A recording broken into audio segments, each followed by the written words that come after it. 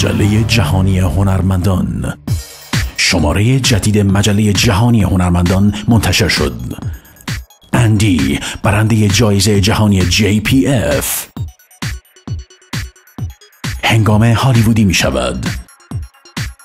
کامران و هومن و بزرگترین قرارداد تاریخ موسیقی ایران. منصور بزرگترین آرزویش را می گوید. شادمهر و پشت صحنه موزیک ویدیوی سبب. پاکسیما از احساس اندی می گوید.